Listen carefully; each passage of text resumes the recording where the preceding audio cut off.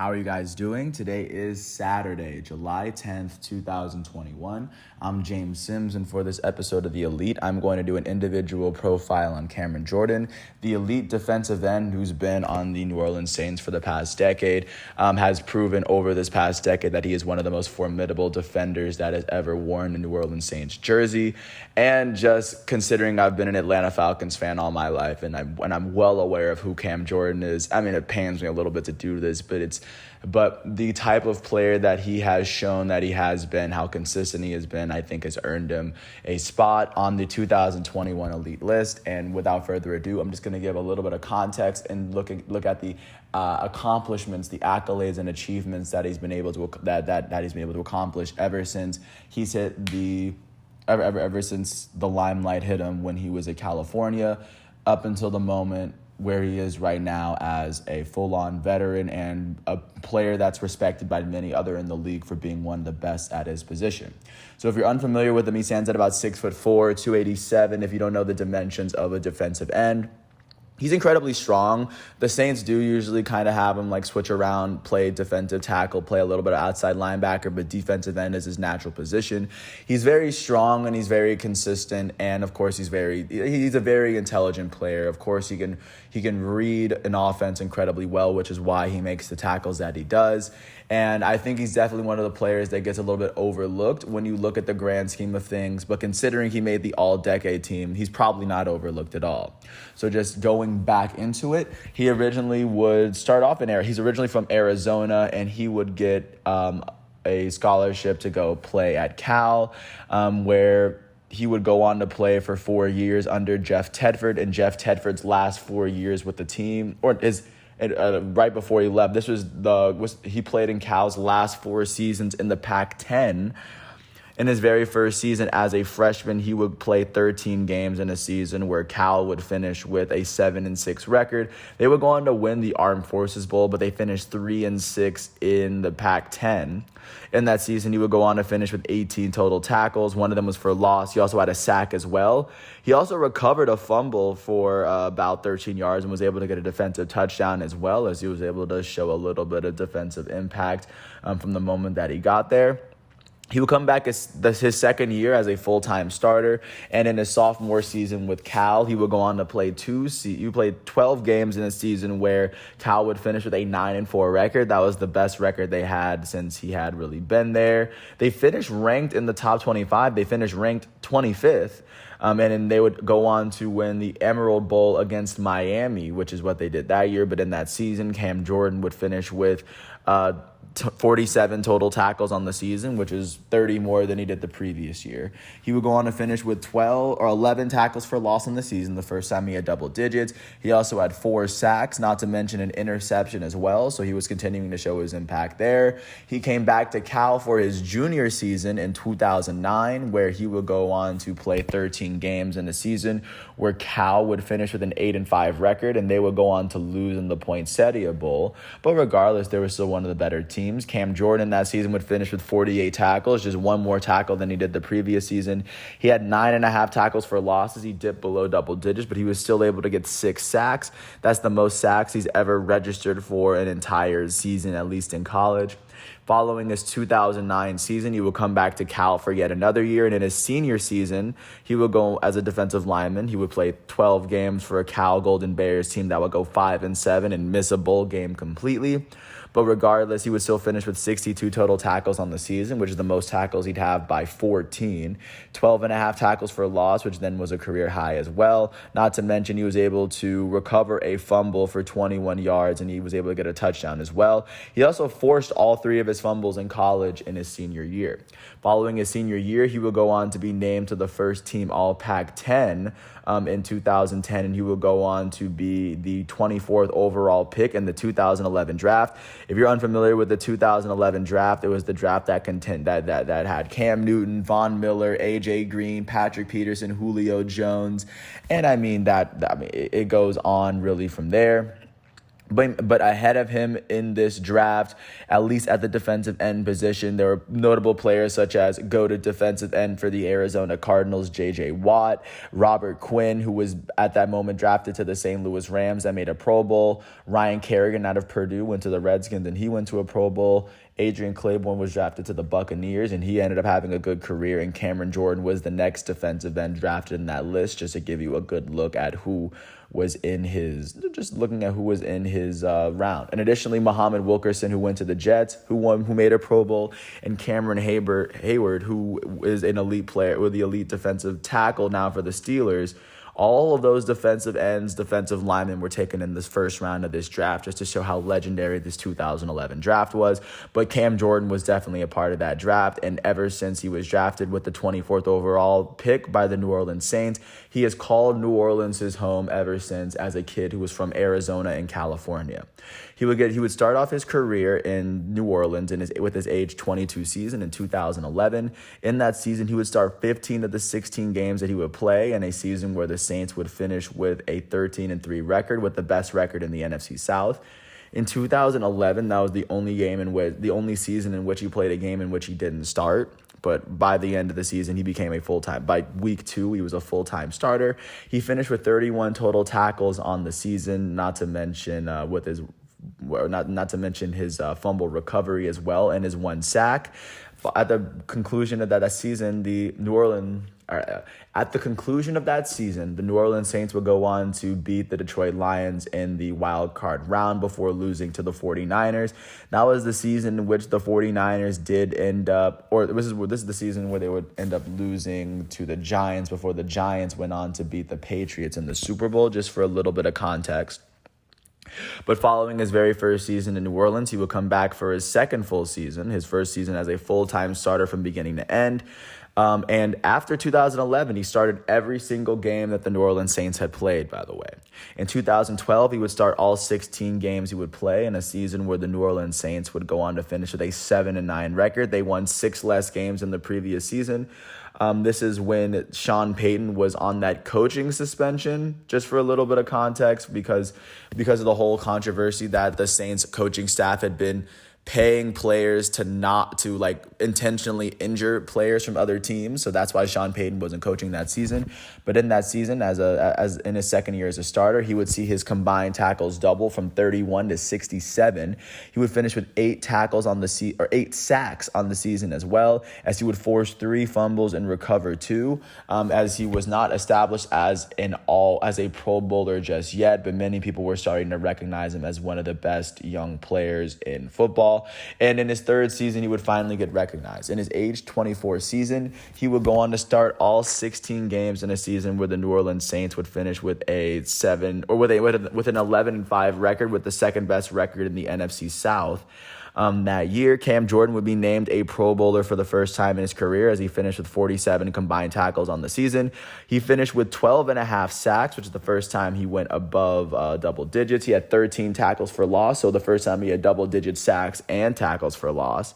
Not to mention that he would go on to finish with 2 forced fumbles and 2 fumble recoveries as well, while helping the Saints make the playoffs, and of course being named as a Pro Bowler in his third season in the league should, of course, say enough about this player, that even at an early on age, people were starting to recognize him for the talent that he was. Because it's very tough to make it's tough to make the Pro Bowl at any position, but especially at defensive end when we have so many big names, especially that came out of his draft class, and he was able to earn a spot right there. At the conclusion of the season, the Saints would go on to beat the Eagles in the wild card round before losing in the divisional round to the Seahawks, who eventually went on to beat the Broncos in the Super Bowl by 5 whole touchdowns. Following his third season in the league, he would come back to New Orleans for his age 25 season, his 4th season there. He would start all 16 games in a season where the New Orleans Saints would go on to finish with a 7-9 record, missing the playoffs completely. In that season, Cam Jordan would go on to finish with 51 combined tackles on the year, 7.5 sacks on the year. So just his numbers went a little bit down, except for just combined tackles. He went on to defend 5 passes, as he went on to recover recover a fumble as well. He also registered his first interception of the season in 2014. But after not making a Pro Bowl and the Saints not making the playoffs, Cam Jordan would come back to New Orleans for his 5th season there. He would go on to start all 16 games in a season where the Saints would repeat with a 7-9 season like they did the year before. Cam Jordan was actually named a Pro Bowler for the second time in 2015. For a little bit of context, he will go on to finish with 45 combined tackles on the season, which is the lowest that he's had since his rookie season. He would finish with 10 sacks. This would be the second season in which he had double-digit sacks on the year, not to mention his 15 tackles for loss, which by then was a career high. He would finish with a 4th fumble and 2 fumble recoveries on the season as well, as he helped the Saints the best that he could, and they still wouldn't make the playoffs. But by the end of his first half decade in the league, he was already a 2-time Pro Bowler. Going into his 6th season in New Orleans and his age 27 season, in 2016, he would go on to start all 16 games in a season where the Saints would finish with a 7-9 record for the 3rd year in a row. This was the last season in which the Saints have not made the playoffs, at least in recent memory.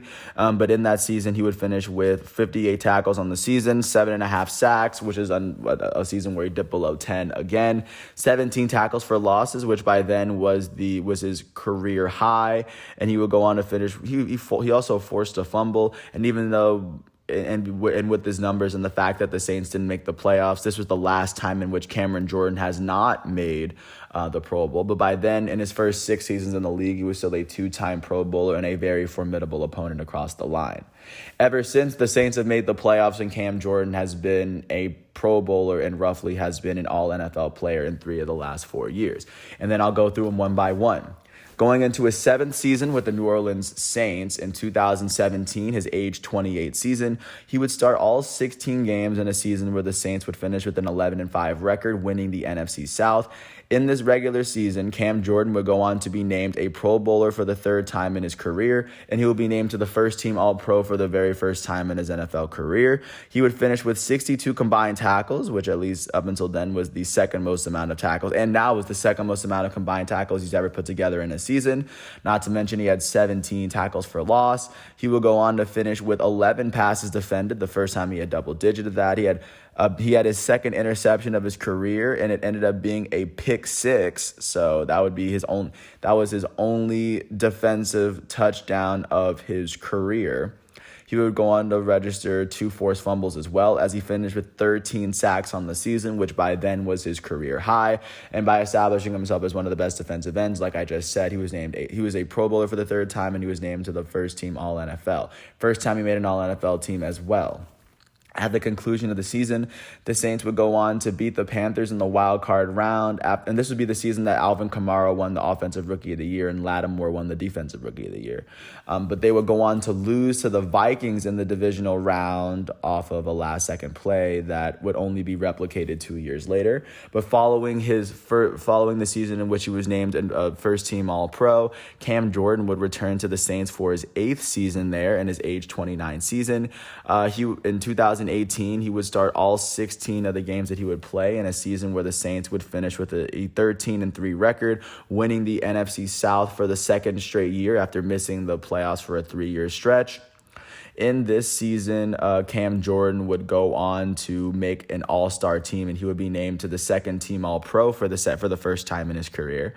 But in that season, he would go on to finish with 49 tackles, 12 sacks on the season, which by then was the 3rd most sacks he's ever put up in a year. He finished with 18 tackles for losses, which even now is the most tackles for losses he's ever put up in a season. He would defend 6 passes and then force a fumble and recover a fumble as well. Once the New Orleans Saints made the playoffs after Cam Jordan made his 4th Pro Bowl, they would go on to beat the Eagles in the divisional round, and they would go on to lose to the Rams in the NFC Championship before the Rams ended up losing to the New England Patriots that year in the Super Bowl. Following that, Cam Jordan would come back to New Orleans for his 9th season there, his age 30 season. And his age 30 season in 2019, he would start all 16 of the games that he would play in a season where the Saints finished with a 13-3 record. They would replicate their 2018 record, and they have not won that many games since 2019, which has only been 2 seasons.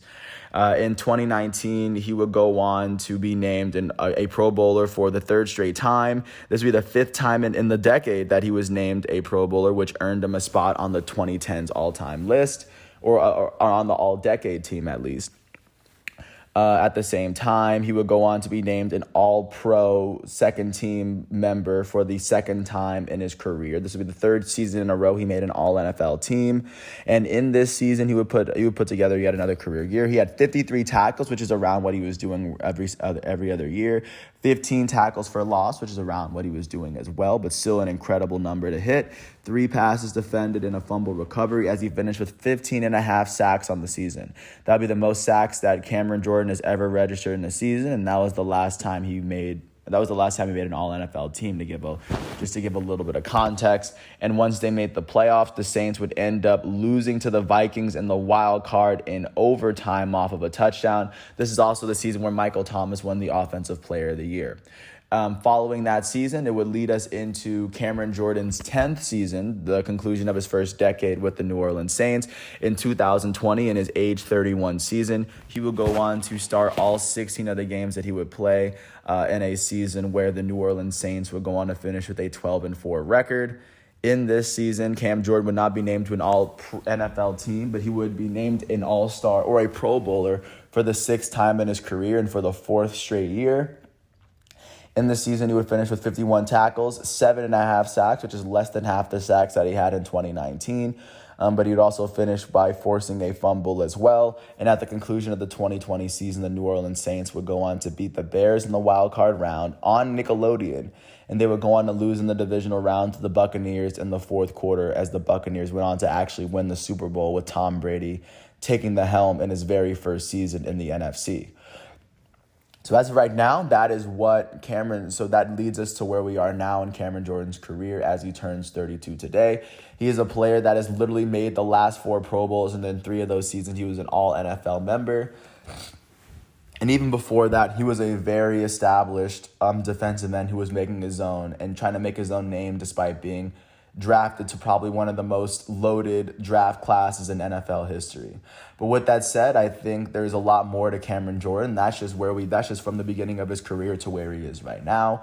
And I hope that with everything that I said, that provides enough context and evidence to give a better reasoning as to why Cameron Jordan is listed as one of my elites. And once again, I want to thank Football Reference, of course, Wikipedia, the NFL website, and ESPN for giving me the facts and figures that I need to do this episode. And I want to thank everyone for listening to all 18 minutes of this piece.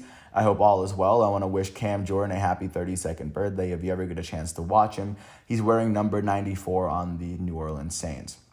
Thanks once again for listening to my piece. I hope all is well, and I'll catch you with another episode once all exhibitions are done for today. I'll catch you with another episode tomorrow. Until then, thank you once again. I hope all is well, and don't forget to be elite. Peace out. I'll catch you tomorrow.